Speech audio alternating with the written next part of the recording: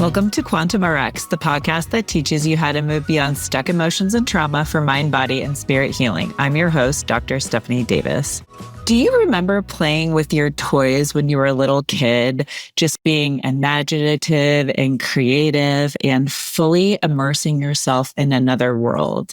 I remember one of my favorite things to do was to pretend that I was living in the jungle and I sometimes was myself, or other times I was an animal that you might find in the jungle. I frequently liked to be a leopard, and I would sit there and sometimes with characters or, playing with objects around me, I would do it. But lots of times I could just sit there and I would lay there and imagine myself in that space, laying on the jungle floor with that canopy of trees all around me and all of the noises, the birds and the animals and the smells, what you might smell, and the heat and the humidity because of the moisture of the jungle. And, imagine touching the trees or touching the fur of an animal or, the skin of a snake. And that's kind of funny because I, in reality, have never really liked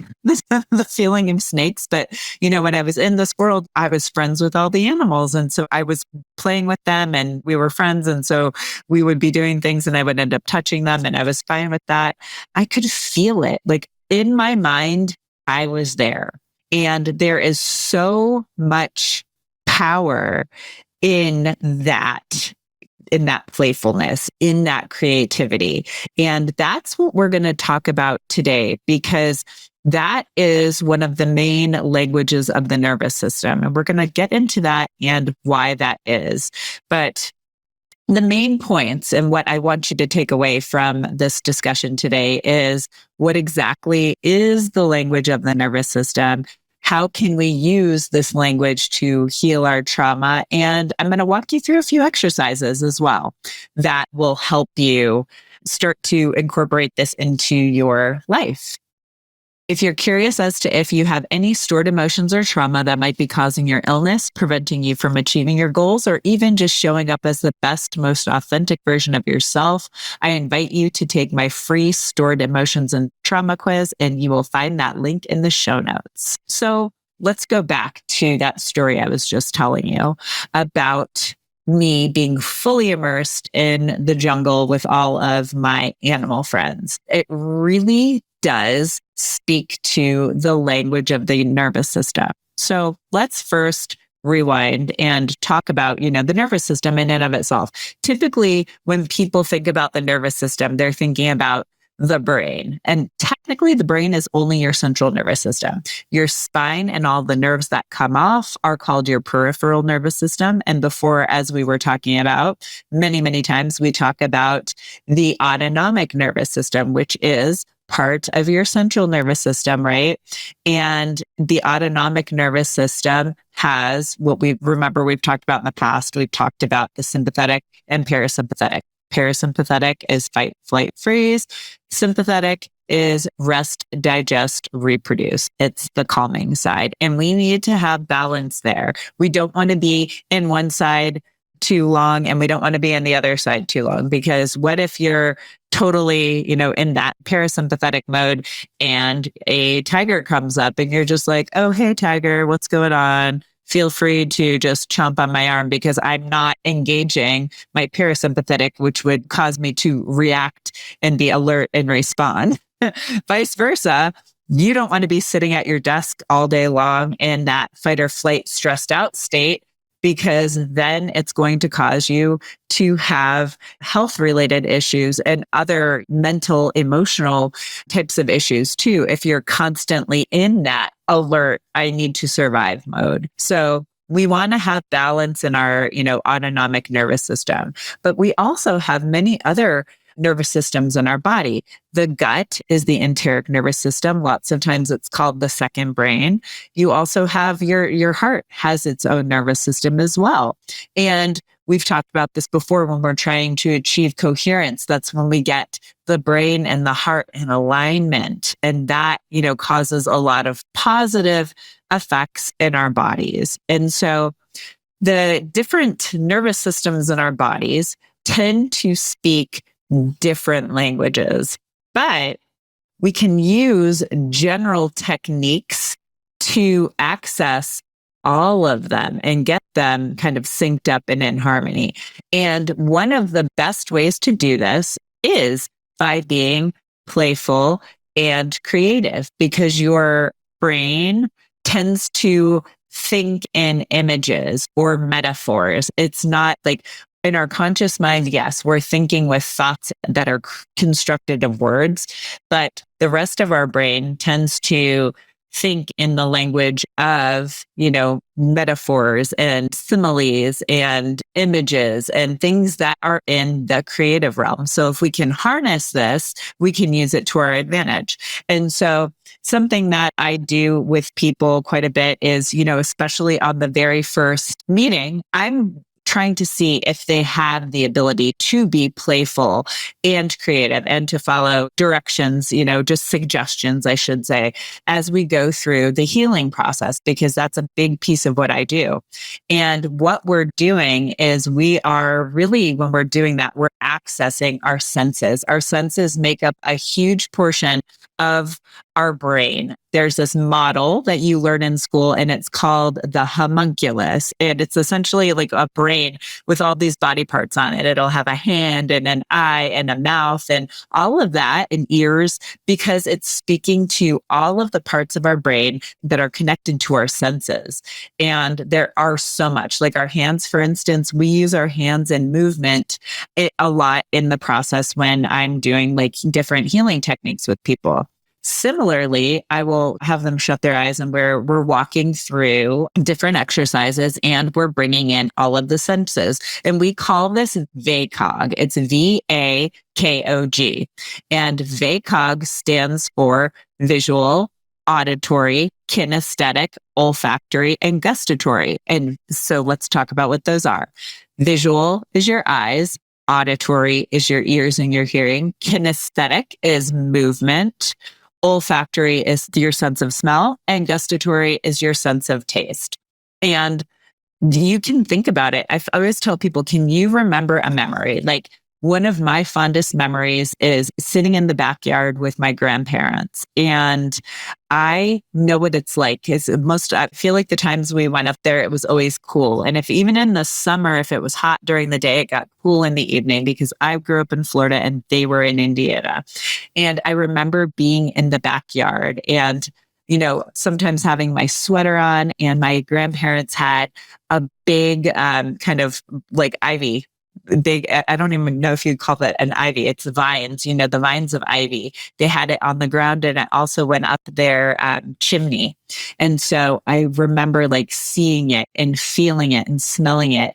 I remember sitting on the chairs in my grandma's backyard, and they had like a little patio that was made out of little bricks.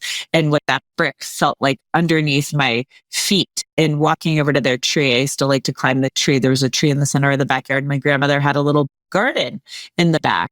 And I remember walking through the garden and smelling things. And sometimes I would help her pick like tomatoes or peas. Peas were a big thing for them. And so pick the peas off and smelling that, and like sometimes biting into a pea and tasting it. So that memory is so vivid for me because all of my senses were immersed in it. And you can use this to help heal yourself. And that process, what I was just describing, the technical term is called vivification, and that's bringing things to life. And what we're doing that, and when we're imagining this and we're moving our hands in the process, it's called, it's somatic engagement.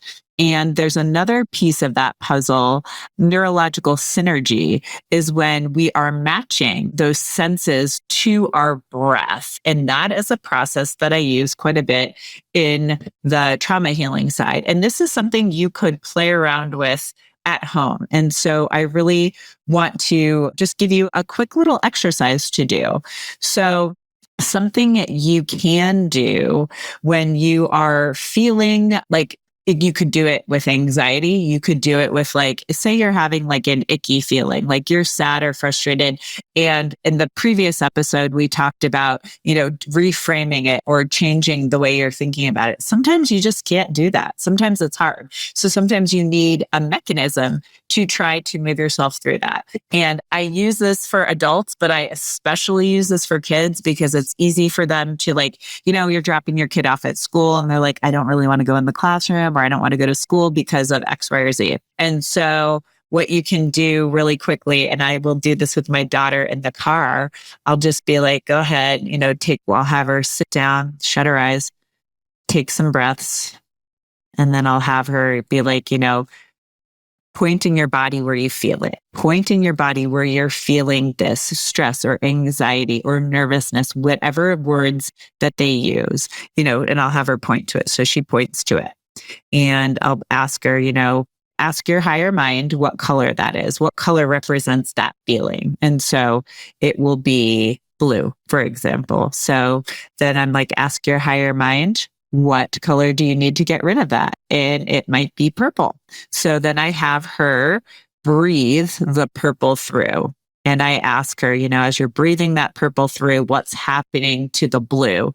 And sometimes she's like, it's getting smaller, or it melts away, or it's getting smaller, but it will go away. Okay. In that case, do you need another color? Yes. So yellow. So she might breathe the yellow through, and we'll keep doing that until that feeling goes away. But sometimes you might need something different than a color. You might need, if colors aren't working, then I'll move on. Like auditory, do you need to hear something? Like, do you need to hear, I ask, do you need to hear something? And she'll be like, yeah, I need to hear that it's going to be okay. So we'll do that.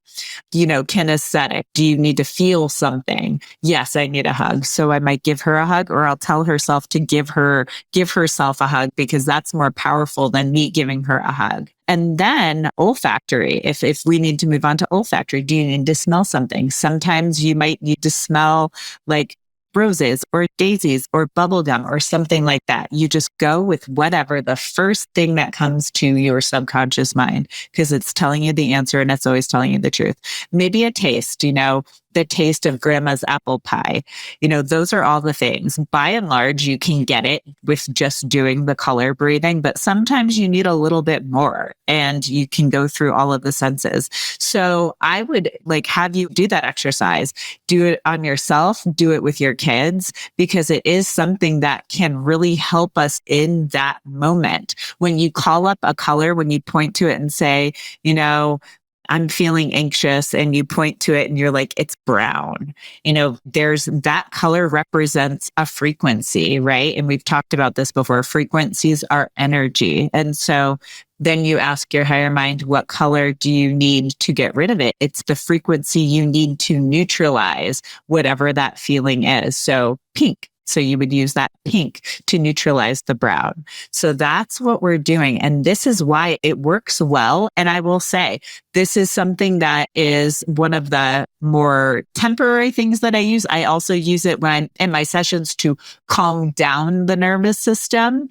But we do it because that's exactly what it's doing. It's changing the nervous system. It's calming it down. I do some advanced techniques in this realm, but this is something super easy that you can do at home with yourself or your kids to help, get things moving in the right direction, or get you unstuck in that moment and just give you that little push you need so that you can keep moving forward with your day. If you made it this far, I truly appreciate you. Remember, knowledge is just the beginning. Taking action is what truly sparks change. If you're overwhelmed and don't have enough energy to make it through the day, I invite you to book a free 20-minute coaching call with me. It's a no-obligation chat where we can discuss your health goals and how I might be able to help you achieve them. Visit the link in the episode description to book that call. Until next time, keep striving for wellness, and remember, you have the power to not just survive, but thrive in motherhood.